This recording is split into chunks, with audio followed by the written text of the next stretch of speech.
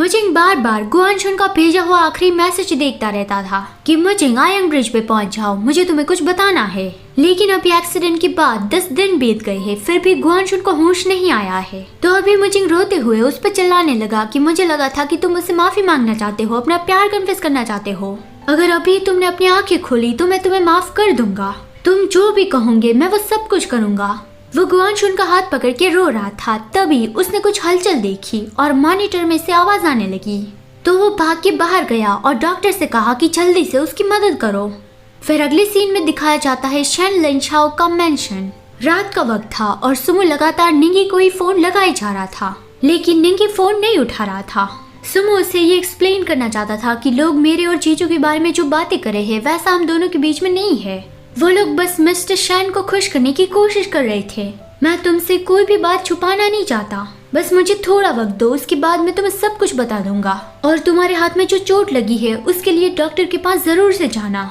निंगी अभी अपनी कार लेके यहाँ बाहर ही खड़ा है और सुमो के सारे मैसेज भी देख रहा है। वो दोनों एक दूसरे को मिस कर रहे हैं, बस 2 कदम की ही दूरी पे है। लेकिन फिर भी वो दोनों कितने दूर दूर है, क्योंकि निंगी ने सुमो के एक भी मैसेज का रिप्लाई नहीं किया। निंगी पिघल तो रहा है, लेकिन उसका दूसरा पार्ट उसे रोक रहा है कि तुम्हें इतना नरम दिल बनने की जरूरत नहीं है। वो ये चाहता तो है कि उसका हाथ ऐसे स्लिप हो जाए और सुमो को फोन लग जाए। शायद वो सुमो को फोन लगा भी देता, लेकिन तभी उसने एक न्यूज देखी। Breaking news, relationship breaking news, कि हमें पता चला है कि जीजू और सुमो बॉन्डिंग पार्टनर्स बन गए हैं। तो जो निंगी का दिल थोड़ा थोड़ा पिघल रहा था वो फिर से पत्थर का नहीं डायमंड का बन गया, अनब्रेकेबल डायमंड। ये जो हमने कहानी की शुरुआत में देखा था ना, वहीं पे ही हम पहुंच गए। तो शुरुआत में ऐसा ही हुआ था। निंगी ने ये ब्रेकिंग न्यूज देखी थी, वो बहुत ज्यादा गुस्सा हो गया था। सुमो भागते हुए यहाँ पे आया था और उसे सब कुछ एक्सप्लेन करना चाहता था कि सब लोग जो कह रहे हैं वो सब कुछ झूठ है।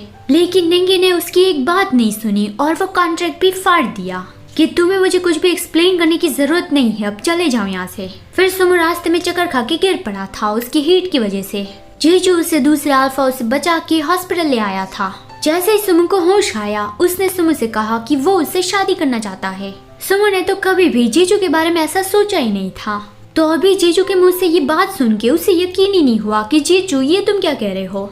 कहानी की शुरुआत में ही डॉक्टर ने जीजू को जो बताया था ना, तो अभी जीजू उस बारे में कह रहा है कि तुमने निंगी के पास से मार्क होना क्यों चुना, और फिर मार्क हो जाने के बाद उसने तुम्हें नोट क्यों नहीं किया। जैसा कि हमने इस कहानी में देखा है, मार्किंग प्रोसेस पूरा करने के लिए 2 स्टेप है। तो पहला स्टेप ये है कि अल्फा जिस ओमेगा से प्यार करता है उसके फेरोमोन ग्लैंड पर उसे बाइट करना होता है।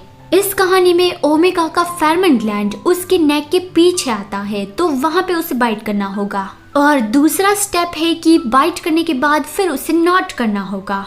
नॉट मतलब कि अल्फा जब ओमेगा के अंदर होता है, बहुत एक्साइट होता है, तब उसके सेक्सुअल ऑर्गन की साइज बढ़ जाती है। वहाँ पे कुछ हार्डनिंग टिश्यूज होते हैं, उसकी वजह से ऐसा होता है। इस तरह से वो अटक जाता है और ज्यादा वक्त अंदर रह पाता है और ओमेगा के प्रेग्नेंट होने के चांसेस बढ़ जाते हैं। तो इन दोनों स्टेप को पूरा करके मार्किंग प्रोसेस कंप्लीट कर सकते हैं। फिर अल्फा और ओमेगा जैसे एक दूसरे के लिए ही बने हो वैसे बन जाते हैं। और ये नोटिंग आपको अभी समझ में नहीं आया तो एक ही लाइन में सिंपल सा समझ लो। शायद आपने 2 डॉगी को तो देखा ही होगा जो साथ में अटक गए होते हैं, तो वो नोट हो गया होता है उन दोनों के बीच में।